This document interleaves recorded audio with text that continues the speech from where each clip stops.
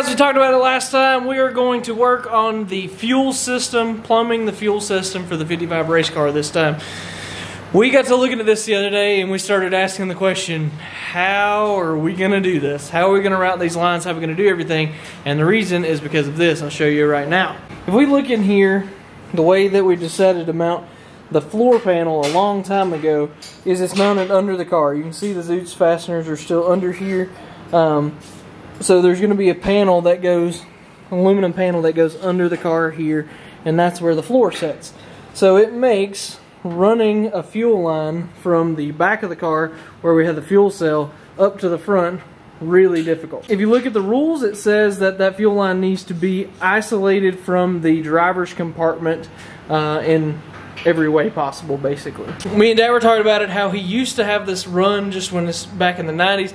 It was literally just run under the bars, and that was before they had moved where the floor was.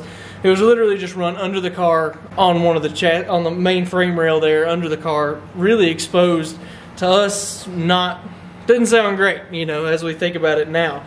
So we had to try and figure out how the heck we're going to get it from the fuel cell in the trunk up here to the regulator, which is going to be mounted probably on the front, near the front strut bar at the top in the front of the car.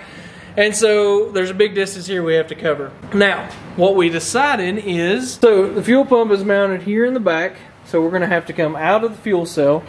It's going to get gravity fed to the pump from the fuel cell.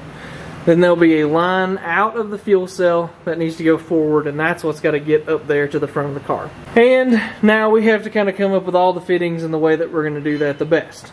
And the plan is we're going to come out of the fuel pump with a 45 into that panel there with a bulkhead that will go under the car. That bulkhead will come out somewhere about right here off of with a 45. We're going to run that down this frame rail right here and between these two rails into that hole right there, what will be a hole in this panel.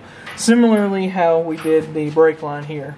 We'll put a grommet in there or some way to seal that off good, and then we'll take this 1.25" aluminum tubing, which is twice as thick as what they recommend for like a floor panel. So this is going to be, we're going to run the hose into that tube here. With that tube sealed off in this panel here, the tube will route this way and either come up this door bar with some clamps, some mounts that we're going to do, and then come in right there, which will put it into that upper strut bar right there, which is where the regulator is going to end up being, somewhere up there. So it will be technically in the car, but it will be completely isolated and sealed off from the car with material that's twice as thick as any floor panels or anything like that. So it's just as safe. Like I said, it'll be sealed here, be sealed there, and there'll be no contact of the fuel line inside of the car at all. Just routed this way and protected in a way that's twice as safe as any sort of recommendation. That's our plan and what we're going to do.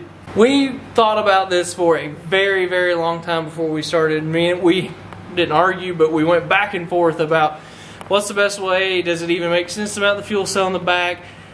There's a lot of stuff going on in the front of this car. There's not a ton of extra room. So to get the fuel cell mounted, to get the pump mounted up front, to get the regulator mounted, to get everything mounted up there is going to be a lot. And then with the Lenco and all that has changed, there's already a ton of front nose weight on this car, extra front nose weight on this car anyway, and we would like to have some of that in the back. Now that's a 3-gallon fuel cell. So that's about almost 20 pounds of weight that you have back there. So to have that back there in the back is going to help performance, be able to get better traction, all of that stuff. So it's a bit, and the other thing is that if you nose the car in, which in drag racing is more likely than pretty much any other thing, you don't have the fuel cell being one of the first things that's going to hit. Yes, that fuel cell would have to be protected by a bar with a certain thickness. I can't remember the specs off the top of my head, but still, you see it all the time. Car noses into the wall and a big burst of flames happens because a fuel line got ripped off or whatever. So with that being this way, sealed off from the car and everything, it still should be super safe and very, should be neat, clean, safe, and should meet any, should meet any sort of recommendations on how that should be done while being routed inside the car, but completely sealed off from the driver's compartment. So that's the plan. So before we can do any of that, we have to get back here and get the fuel pump mounted, and then we can start making our lines. So that is the plan for this week. A long time ago, we already had made this plate to mount up the fuel pump. So it's just a piece of chromoly. We've got it marked how we want it. That's how it's going to set. That's how it's going to stay.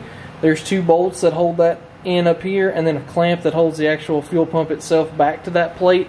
We've got the holes already drilled out for all that and clearanced. So now we've got the lines marked here so we can get this put back in place. We're going to pull this off, do some trimming on that panel just to shed some of the extra weight that's there, and then we'll go in here, get it put back in place, and then we can get it welded into the bars here, and that's when we can start making our hoses. And we're waiting on some fittings to get here too, but that's the next step. Now, while Dad's working on that bracket and getting all that material cut off and getting ready to weld it in, I'm going to go ahead and pull the fuel cell out here, and we're going to do a little bit of work to it. So this right here is a -6 line. That's for the vent that will get vented out. What we're going to do is, because the return is on that fuel pump and it's right here, it's a straight fitting that comes right out, we're going to move this vent from here over to here and make this the return. So if that fuel pump, it's built into that fuel pump, if it has more fuel being supplied to the engine than the engine needs into the regulator, it dumps that into the return directly back into the tank. So the reason why we want these pretty close to each other. So with that being said, we'll move this -6 over here, and then that will become our vent. We'll have to vent it out of the car, somewhere under the car, and then we'll drill this out to a -8 and make that into a 90. That'll go down here to the -8 on our return for the fuel pump. We got to do that and put a new hole in here for the -6, and we'll think about it a little more if there's anything else we need to do while it's in here. I can't think of anything right off. This is going to just get capped. We have to go back through all of our old AN fittings that we have. We're able to reuse a lot of them. This is a -12 coming out to supply the fuel pump. That's just going to be capped off. And then these 2 right here. So, went ahead and got this one drilled out. It's to a -8. Now we're going to drill this one out for the -6. Whenever you're doing this, you want these to fit extremely tight, almost have to thread them in. So that's what we're going to go for here also. The other thing is we always use a step drill bit for something like this. A step bit like this will give you a truly round hole, where if you use a standard drill bit, it's going to kind of elongate it and kind of make it odd shaped, where this is going to give you a perfectly circular hole. So that's where we're going. I've got this marked. For some reason, Dad had 3 ports in the top of his old fuel cell, and we can't figure out why. So I've got this one marked all the way over here and in line with this one, so that if we ever realize or figure out what we needed that 3rd one for, we've still got a spot for it.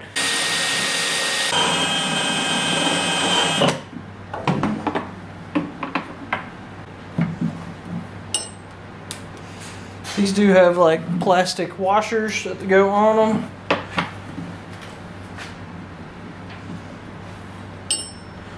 The -6 has a 13/16 wrench.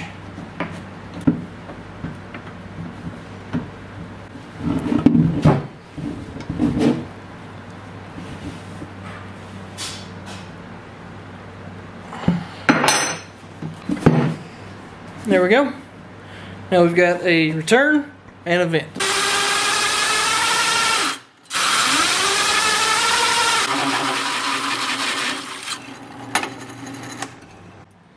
There's some more of your weight savings.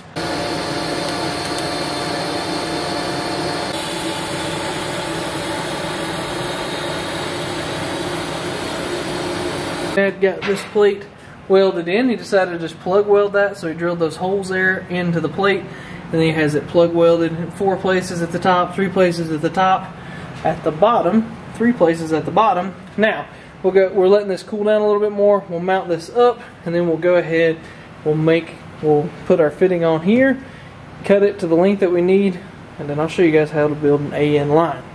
Alright, so we got our fuel pump mounted up here. You can see how extremely solid with this upper clamp and these 5/16 bolts here in the bottom.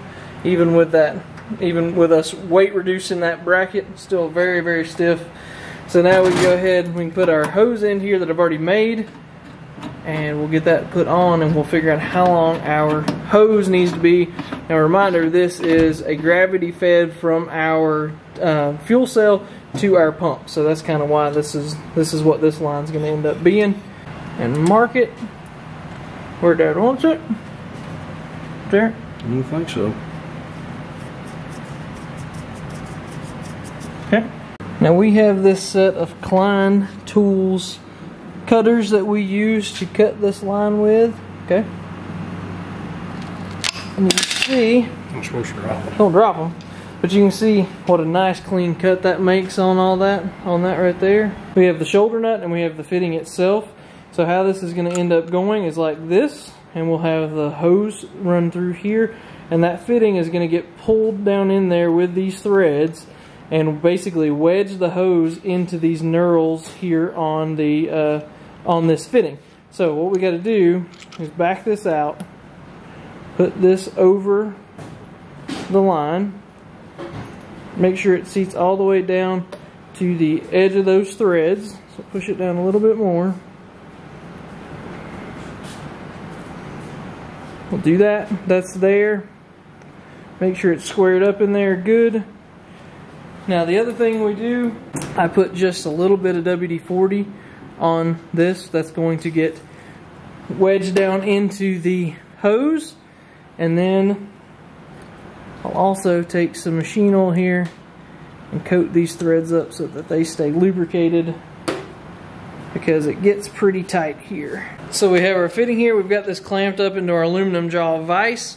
I'm going to take that, get it started into the hose, get it to where the threads engage. Make sure we don't get cross-threaded. Make sure that starts good, which you can see that it is. Now I've got a -12 AN wrench here. I'll go ahead and start tightening that up with. One thing I did forget to mention here, it's good practice to add a little silver Sharpie line on this to make sure that this hose doesn't try and push back as you're tightening it up. So go ahead and keep tightening. Like I said, those get pretty darn tight. An 1¼ inch wrench will work on this. This is a long one. We'll go ahead and start tightening that up. That tight. Now we'll take that over there, stick it in. So we got our 90 there, got our straight fitting into the fuel cell. And there is the first line for our fuel system. There we go, a little better look at it there. That's our first one. I think the next one I'll probably work on, because we're still waiting on fittings, we can start making the -8 return line up here to that fitting that we put into the fuel cell there. Alright, at the same time that we're working on the fuel system, Dad's going to go ahead and start kind of working on these covers that go over the master cylinder here under our feet. So you guys remember we got done plumbing our brakes and everything last time, not done, but everything is in general routed and everything's mounted up where it needs to be. Because the seat sits right here, we want something here to protect this master cylinder. This master cylinder has two ways to mount it. One is with this flange at the front, which is how we have it mounted, but it also has these side holes right here, and that is another way to mount it. But what we're going to use this for is we're going to make some standoffs here and here, here and here, and then make an aluminum cover to go over this master cylinder that'll keep it protected. These holes were the perfect size for a 10mm bolt. So these are the 10mm bolts that we have. And I'll show you what a tight fit that it is, because we wanted it to be a good tight fit. We didn't want to leave a bunch of slop. So you can see how little slop there is in that. That fits really tightly. And you can see this is the first standoff that's going to be on this side of the master cylinder. Need to turn the diameter down a little bit better to fit in this recess that you can see that's machined into this. So we'll turn that down. So basically what we'll end up with is a piece of aluminum. It's going to come up and over the master cylinder, and then so it'll be like a U shape. And this will come down to the other side. There'll be some longer standoffs here that'll land up at the threads. So you'll have the bolt here, you'll have the metal between the bolt head and this standoff. The cover will be there. Come up, over, back down. That'll go into this, and then the nut will go over here and clamp it, and that'll have this all one solid unit. This bolt, Dad was able to drill a 25/64 drill. Gives you about a 1/2 thousandths clearance on that, so you can see how tight that it is. This one's a little looser, but you can see there, that makes that very tight. So his whole assembly is very rigid, and it'll all be assembled together so that we shouldn't have any issue with those getting kicked around or anything. So he's in here taking off this extra diameter that needs to come out so it'll clear those machine spots.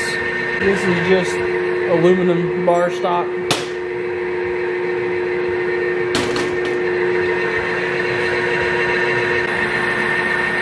Alright, Dad got those spacers finished up.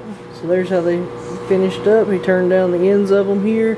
Had to turn this one down a little further out to clear that boss right there.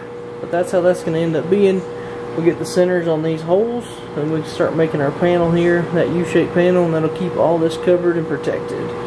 While he was doing that, I continued to work on the fuel system and made the line that runs from the exit of the fuel pump into our bulkhead there in that panel. So we run a -10 bulkhead there, and then out of that that bulkhead comes out here into another 90, and that hose runs over here and will run on this outside of this bar into that area right there. So that's the plan. We have laid out the aluminum panel that we're going to use to cover the master cylinder here.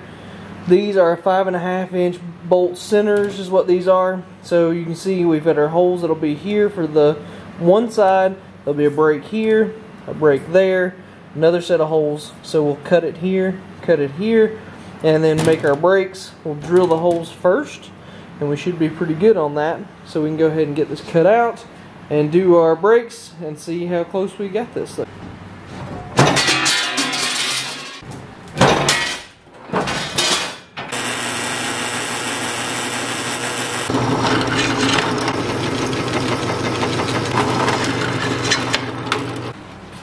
Oh, it didn't act too goofy. Now it's starting.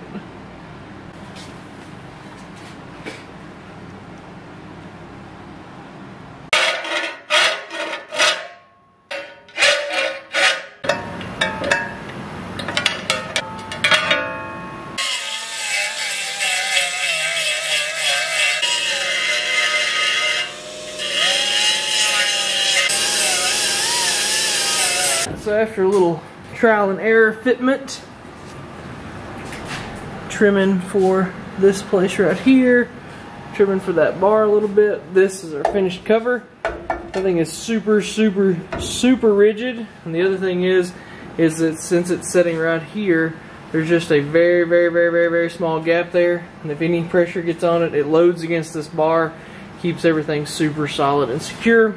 We ended up with those spacers like that. It clears the brake lines. Doesn't really look like it in this angle, to be honest, but it does clear all the hard lines and all of that. And that should keep this master cylinder super safe and secure as we get in and out of the car. So, now that that's done, we can start working on our tubing that we're going to run our fuel line through. And we'll go ahead and start getting it bent and get it ready to go in place. Alright, so I told you guys through kind of what the plan was earlier in this video on running the fuel line through this piece of tubing. So we're here with our JD squared tubing bender. We have our 1¼ inch die in here.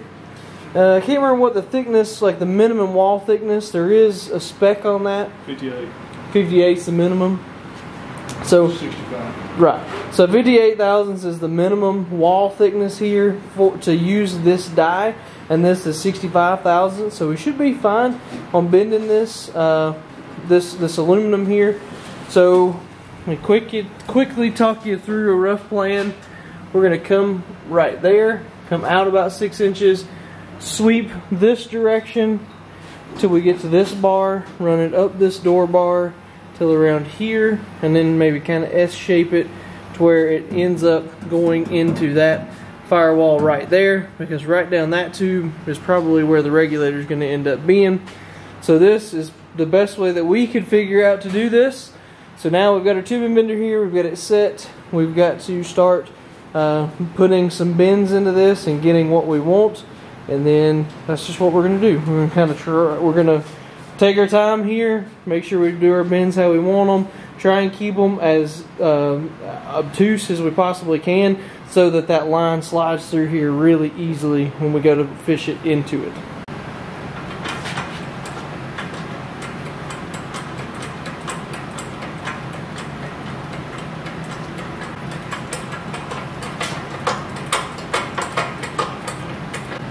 Goes to Oh, you 55, went to it goes 55. back Oh, to let's 55. go with that. Oh, It went- I'm with you. Okay. It went to 55. I hear you now. Yeah, Now I it's got back you. to- I was confused. Yeah. All right. After a long discussion, this is the tube that's going to exit the back of the car. This is up at 15 degrees, which is the same angle as that door bar that we're trying to match. So we're trying to make this in one bend, so that the bend will go up the door bar as well as match the angle coming from the back of the car to the door bar.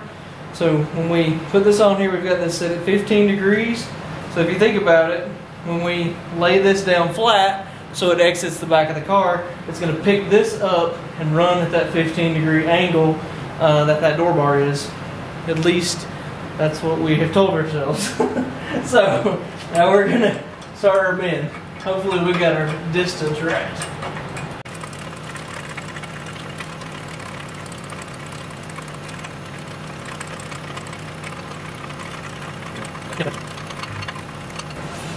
So one limitation we have with this is the size of our cylinder here.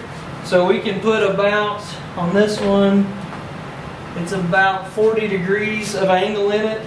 Then we have to release it, and we've got a longer arm handle here. We can't put this in initially because it's too long on the initial throw. So you have to bend it, let it off, put this in, and then do it again, and that'll finish the rest of your angle. So that is one of our limitations with this. One day we'll get a bigger cylinder.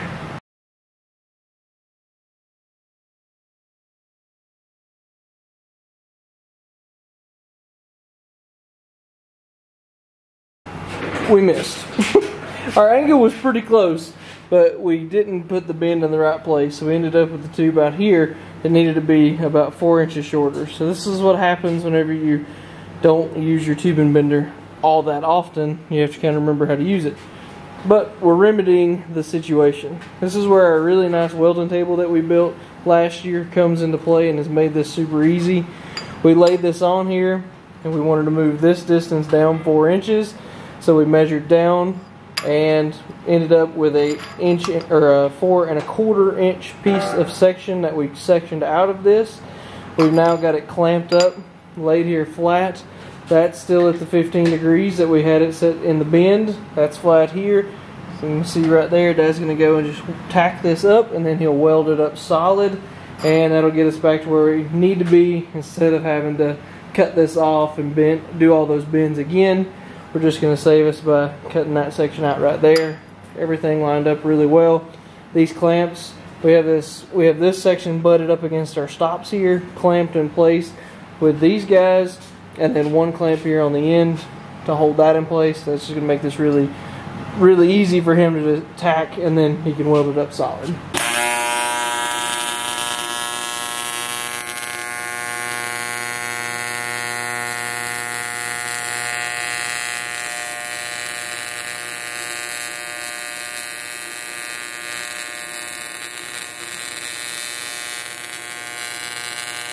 So I left you guys out just a little, but we ended up having to cut and weld this. I showed you guys that.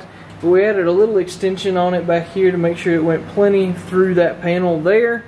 We got our angle set here, and we got our second tube bent. So since we put this weld joint in here, we decided there was really no possible way for us to make this and get it dead on how we wanted in one piece. So we went ahead and cut our other bar here, our other pipe here, and then we made a second piece so it would S its way up into the panel and drilled our hole here. We're going to butt this up here now, weld it, And then we can shorten these because both of these have some extra length sticking out. We can shorten them, finish up how we're going to mount them up here into the firewall. But we got this lined up how we want it. Dad's going to tack it up here and we can get it out and weld it all the way up.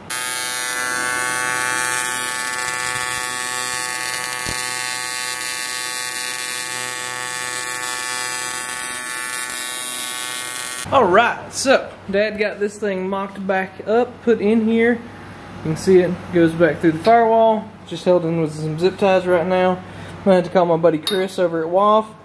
See if we can come up with some clamps for this. And then it goes through this back panel there. But the big question is, can I get this hose all the way up through it? I really hope so.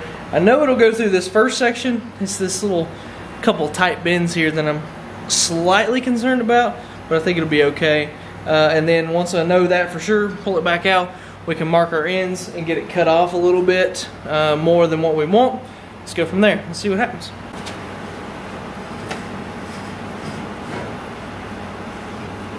So the first bend, second bend,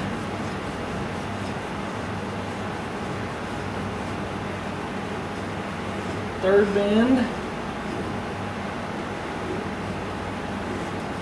fourth bend, and that should be sticking through that. Oh yeah, perfect. Now this line will run right down through there, be up away from everything, and that fuel pressure regulator is going to be somewhere in that area. But this is going to work out pretty well, and when we cut this off, it'll allow it to come down a lot sooner. We can put it to this rail, keep it clamped up there. That's going to work out really well, I think. So we went ahead and pulled our tube back out here. You can see we kind of fish mouthed that side of it, cut it at an angle so it could enter in a little easier. And what I did, since I already had a 90 on this and we were going to need a 90, we just run the line in from this side. You can see that's what sticks through this. We'll seal this little bitty gap here around that, and that'll come out just like this into our regulator. And the regulator is going to mount somewhere like this is what we have in mind here. Dad's gonna make a chromoly kind of box standoff there, so that'll mount up somewhere about right there, and then that'll let us run the lines over to the carburetors. So that's the plan for that. That's what we're gonna do next, and then we still have to get another 90 to figure out the length that we need to go up this tube and into our bulkhead there. So this is a tubing cutter that's used to notch, tubing notcher, yes, tubing notch cutter. So it's used to notch tubing so that it can fit to radiuses like this right here that we're going to build it to. So this upper radius of this tube, that tube is going to stand up here, and that's where we're going to mount our pressure regulator. So what we'll do there, we've got our drill, we've got a hole saw there, and Dad's going to cut it, and that'll leave a radius in this, so that'll mate to that tube up there. Ready? Yep.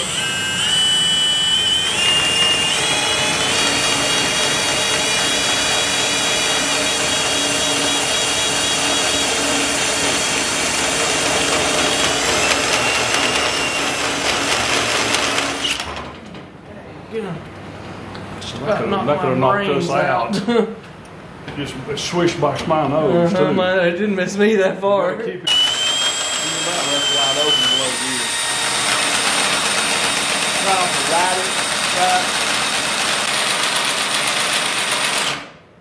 It's running backwards, is it? I think it's running backwards.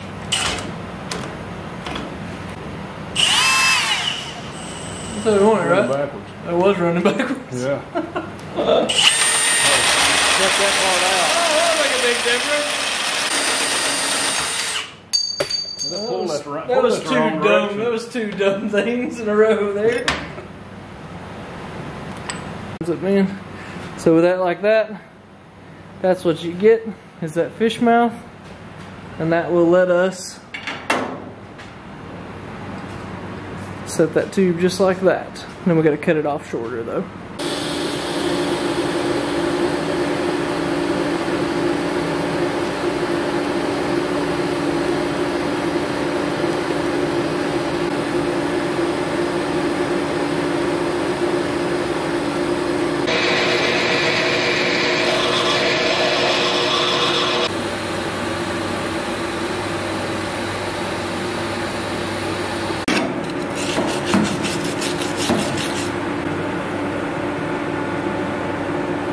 Alright, so we've got our line staked through here, just held in place with some zip ties for right now.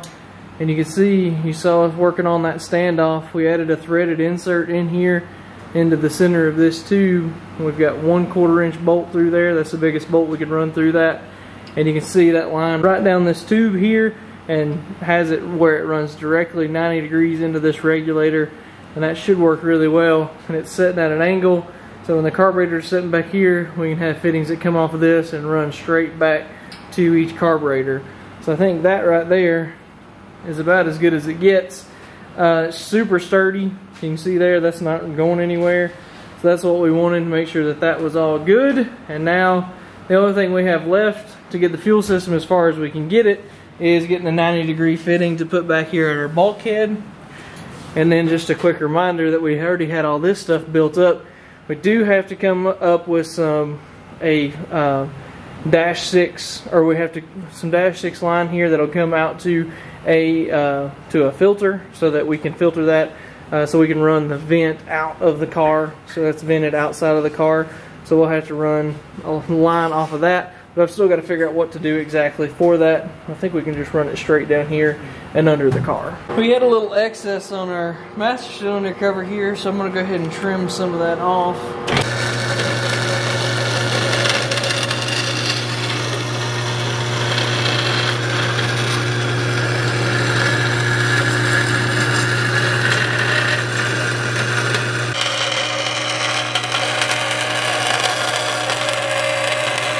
So you can see here what our trimmed up cover looks like. We probably cut this a little shorter than we really wanted to, because you can see that is out just a little, but you'll never have your feet in this area right here, so I'm not real worried about it. But anyway, we got that trimmed off. Got it trimmed off here in the back, just to the back of the master cylinder. So all that's covered, but there's not a ton of excess, so it works out pretty good. Got this notch cut out here, so you just have that one lip there to get around this. So that turned out pretty good right there, I would say, and that's going to pretty much do us. Alright guys, that's going to wrap us up this week. I know it was kind of a little bit of a hodgepodge episode of fuel line and making that cover and everything, but we're kind of at this point now where we're trying to kind of figure out some of the smaller jobs that need to happen on this thing, and we're having to kind of just make do with what we can do here, but we're pushing forward on it. I think next time we might make that foot cover that we're going to put, so have a little bit of a raised position to put our feet for the brake, clutch, and gas pedal. So we've got to do all that. There's a lot, like I said, there's a lot of little odd things. The other thing I'm going to probably do next time is go ahead and drill all the holes in the tin back there, all that, and then pull all that out and get ready so we can go ahead, and once we add these couple bars that we're going to add, that we can get ready to have the chassis painted. So we appreciate everybody that's watched these videos, everybody that keeps up with us and is watching the progress on the 55. I know it's a little slow sometimes, but we're trying to make it as much as we can, waiting on parts and trying to figure out different things like that. So hit that subscribe button if you enjoy it and you've been following along with us. Thank you. And make sure to check us out on Instagram and Facebook and all those places. And we'll be back next week. See you then.